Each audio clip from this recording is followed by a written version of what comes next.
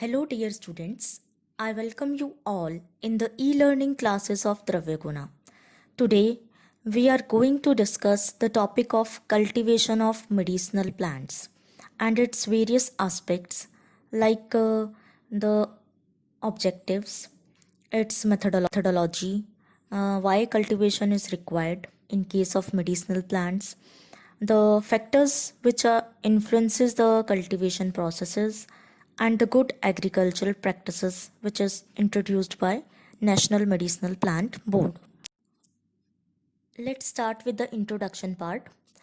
We know that India is one of the biodiversity hub of the world, and the prevailing Indian system of medicines, they includes many streams in oral and codified form like the Ayurveda, Unani, Siddha, allopathy, and Tibetan medicine, and many others like folklore medicines. These all these streams, they aimed for prevention, promotion, and cure of diseased state. This is a common feature in all these streams. All these systems also directly or indirectly, they uses medicinal plant as their starting material, because of which the demand of medicinal plants are increasing day by day. As for example, in current pandemic era of COVID-19, people are leaning towards the ancient wisdom of Ayurveda to enhance their immunity so as to fight against the unknown viral infection, COVID infection. Also, in day-to-day life, they started consuming herbs like ashwagandha, giloy, tulsi, and the demand of these herbs increases simultaneously. So, but these herbs, they are natural resources, and we know that all the natural resources are limited in nature, and they are going to be depleted in the meantime. So, we should conserve these natural resources for future use also. So, as to maintain the harmony between these increasing demand and depleting resources, we have to look for some other way out. And in fact, the best way is none other than to promote the in situ and ex situ cultivation of medicinal plants. Hence, medicinal plants cultivation is the defining cultivation. Cultivation is defined as the process of growing medicinal plant in a specified area under optimal conditions so as to get high yield. The general factors which affect the cultivation processes are temperature, rainfall, altitude, soil type, and soil fertility. We know that adequate temperature, adequate water supply, and sunlight, these are the prime need of a plant for its growth. Some medicinal plants, they grow well in the cold Himalayan regions like Pushkarmul, Kesar, Brahmkamal, while the other, they survives best in hot temperate regions with less water supply like Gugul, Babul, the plant of Snuhi. Some plants, they require high rainfall or water supply like Vacha or Brahmi, and some less water supply like Ingudi, Karir, and the other desert plants. Similarly, altitude also plays a significant role in plant growth. Like the plant Jatamansi, Vatsna, Bativisha, they only grows at an altitude of 10,000 to 15,000 feet. If we want to cultivate these plants here in northern area with an altitude of 500 to 1000 feet, it's not possible for them to survive. Some plants like dalchini, lychee, they grows at an height of or altitude of 500 to 1000 meters, and with very large humid areas. So they grows well in the southern region of India. Similarly, good quality fertile soil with all the nutrients in balanced proportion is also essential for the development of plants. Uh, Coming to the need of cultivation of medicinal plants. Cultivation of medicinal plant is required to maintain a sustainable supply of medicinal plant uh, within and throughout the country. We have already discussed this point in the introduction portion, so we are skipping it here. The next one is to reduce the possibility of misidentification and adulteration. It means that when we are cultivating a plant species, taking authenticated seed, so we know the botanical identity, confirm botanical identity of the plant, and so the crop which we are getting, we know which crop is that, and whether it is standardized or not. So the chances of misidentification is much reduced when we are doing cultivation with authenticated seeds and authenticated plant sapling. And further, it reduces the practice of adulteration while during the harvesting and collection of that plant. The third one is the raw material which is collected from wild forest. They vary in quality and composition due to environmental and genetic variation in wild fields. But this type of variation is much reduced in case of cultivation of medicinal plants in a specified area having the same environmental and genetical ecological conditions. Cultivation is indeed a major method for conservation of rare, endangered, and threatened plants, and it is the easiest method also for conservation of medicinal plants. Lastly, cultivation is a source of employment for the personals which are engaged in it, including the farmers, the workers, the producers, the manufacturers of agricultural implements. The government of India has also initiated many schemes to promote the cultivation practices of medicinal plants. For example, they are providing subsidies on medicinal plant. They are providing free plant sapling for mass cultivation, and the farmers, they are ensured that their entire crop will be purchased by the agencies, so ensuring them buyback guarantees also. And they are also organizing many training programs to disseminate information regarding the good agricultural practices, good cultivation practices, and agro techniques of selected medicinal plants. The government agencies are also providing information or material for reintroduction, reinforcement, habitat restoration, and management of medicinal plants. All these works, they came under the purview of National Medicinal Plant Board. The National Medicinal Plant Board has identified medicinal plant for prioritized cultivation on the basis of subsidy which is given to the farmers. There are three categories for it. Plants on which 75% subsidy is given. These are Chandan, Rakta Chandan, Chirata, Patsnab, Ativisha, Agru, Gulu, Jatamansi, Kutki, Kusht, and Daru Haridra. Then there are plants on which 50% subsidies is given, like the Ashok, Bilv, Khadir, Sirish, Saptapan, Shalpani, Prishnapani, Chitrak, Jivanti, Pushkarmul, Nakkesar, Sarpagandha, Tagar, Tumbru, etc.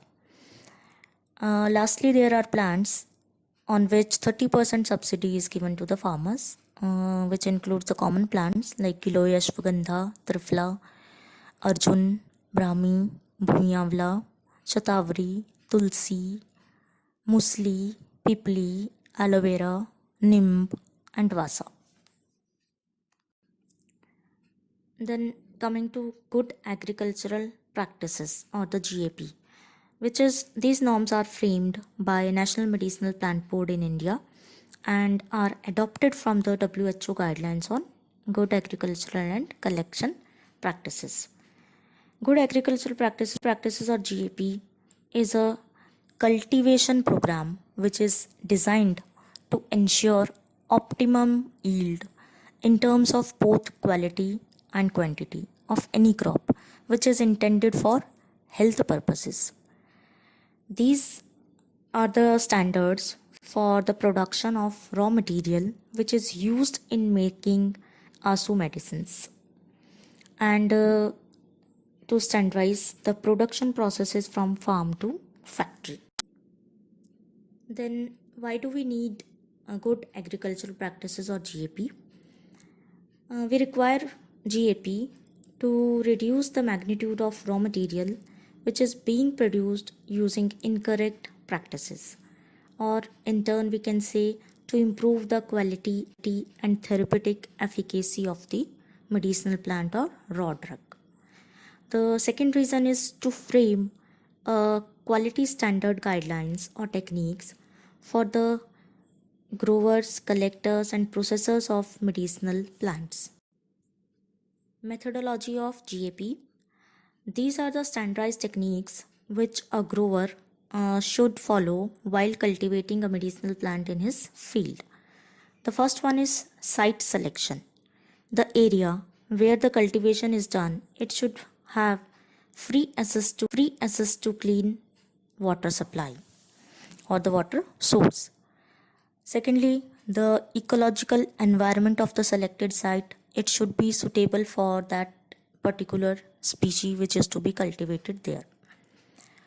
Well drained fertile soil with optimum level of water holding capacity and high yield, it should be selected for cultivation.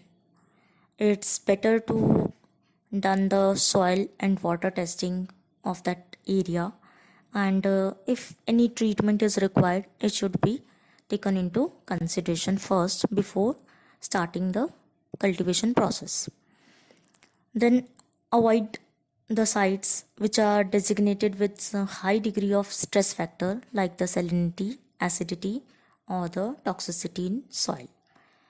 The area or the sites which are near to industrial waste and effluents and have waterlogging conditions, they should be avoided. The areas in proximity to the graveyards or crematoria, they should also be avoided. This picture shows the site of cultivation or the cultivated area which is far away from the residential and industrial area. The seeds or the propagating materials. The seeds or the planting material, they should be free from pest, disease, foreign matter and inert matter. The planting material used, it should be fresh, fully matured and originated from recent harvest. That is, it should not be too old. The prescribed seed treatment protocol, if any, is there for the target species. It must be completed in advance so as to match the planting season. For the stem or root cutting, the source should be well authenticated, both botanical identity and quality wise. The cutting material, stem or the root cutting, they should be of uniform dimension. They should be mature with desired rooting so that so there is maximum chance of their survival. These are the pictures of propagating material and the seeds. The first picture is of seed. The second one is the root cutting. Fourth is stem cutting, and the third one is the plant saplings which are being transplanted after full growth. When we have selected a suitable site and have good quality authenticated seeds, we should move to our next step of field preparation.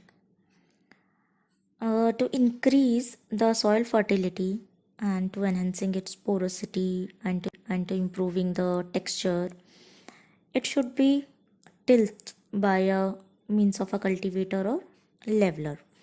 In simple terms, the area should be plowed by a cultivator and it should be leveled first. Uprooting of weeds, if there is present, they should be done. Soil treatment, like the addition of gypsum in alkaline soil, it should be done after proper soil testing. When the field is prepared, the planting material, it should be sown in that particular field. So the steps of sowing and transplanting, these are: the planting material, it should be sown in an appropriate season and at an appropriate depth. It should not be too deep and too shallow. The recommended rate of seedling per unit of land, we should be adhered to. In case of plant saplings, proper spacing norms, that is row to row and plant to plant distance, it should be maintained. The plant sapling, they should not be planted too near and too far away from each other. The seedling at optimum stage, they should be uprooted, and they should be transplanted immediately thereafter, their uprootion. Replenishment of plants to compensate the mortality rate, it should be carried out regularly. It simply means that when a plant or the plant sapling, it dies at the site where we have planted it earlier, then it should be replaced with a fresh plant. This picture shows the methods of sowing or the transplanting of the planting material. A good water supply for the optimal growth of the plant is the primary need of the plant. So the irrigation cycle should be planned and implemented accordingly.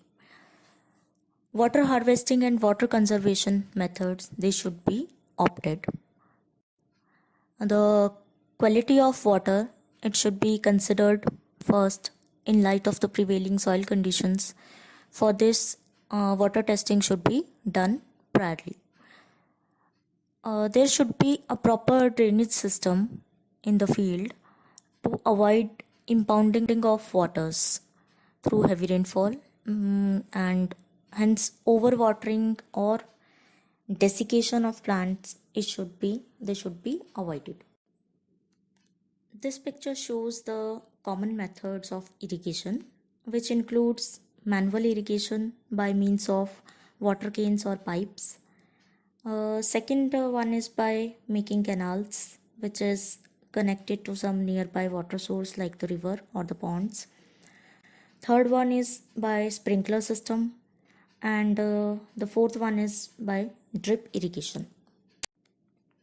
Manures and fertilizers are also required for the optimum growth of the plants.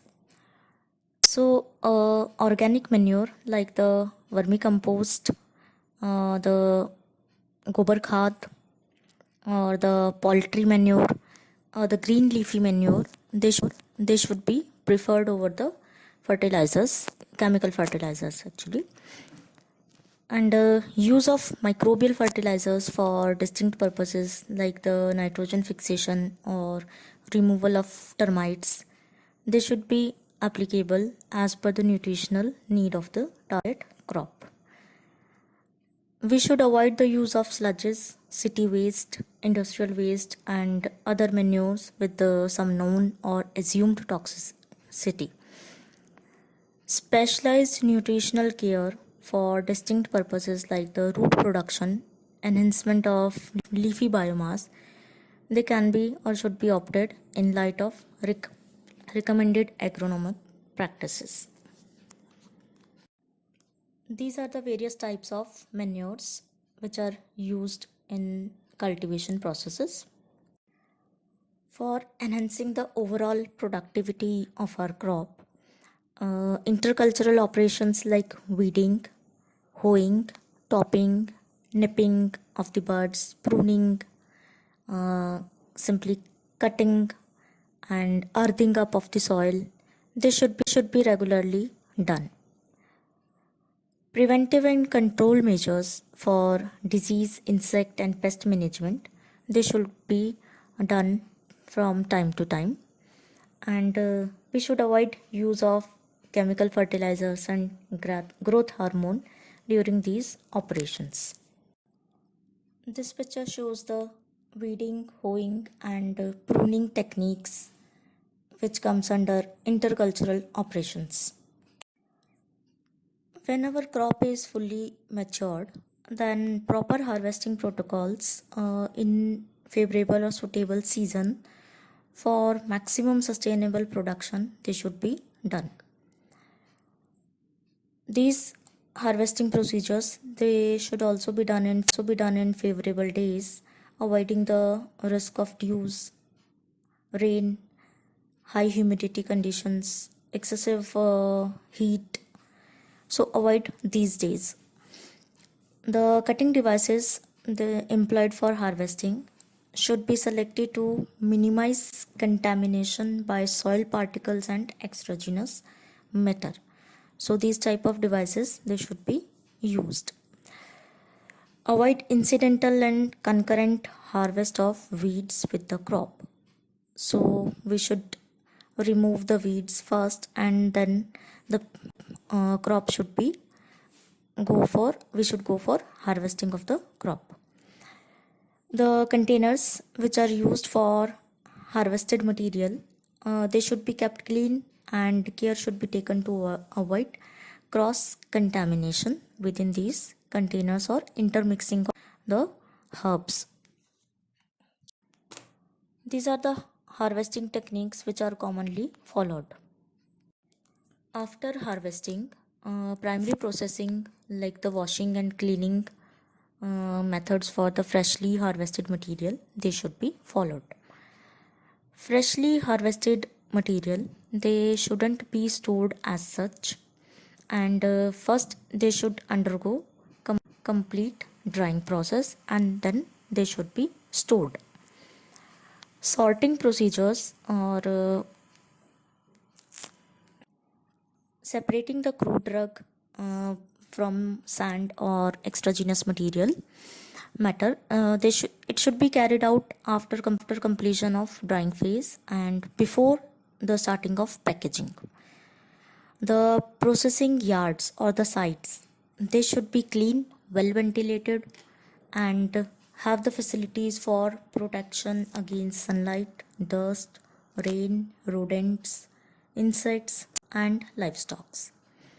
Similarly, these processing sites, they should be well connected with some transport facility.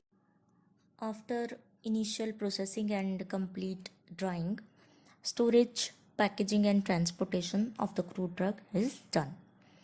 So the packaging material, it should be clean, dry and undamaged. The selection of material, it should be based on the quality requirement and possible length of the storage before it is used or consumed. While packaging, mechanical damage and undue compactness of dried materials, overfilling of the containers, it should be avoided. Also, organic herbs, they should be stored separately from inorganic products. After packaging, essential product description like the name of the plant, the part of the plant which is packaged, the month and year of the harvest, the expiry date of that crude material, the farming agency, name of the farming agency, it should be mentioned in on the every pack. We should also avoid intermixing of different commodities in the same storage area. And then after the packaging, these crude drugs they are transported to the market. This picture shows the various methods of storage and packaging of the crude drugs. With this, we came to an end, and thank you very much for your patience hearing.